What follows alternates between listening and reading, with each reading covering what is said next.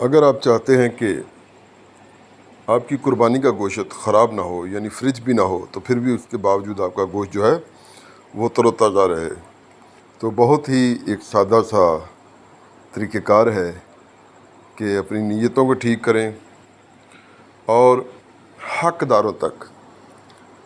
جو صحیح حقدار ہیں ان تک قربانی کا گوشت وہ آپ کے گھر نہ آئیں بلکہ آپ ان کے گھر پہنچائیں۔ تو یقین کیجئے کہ یہ گوشت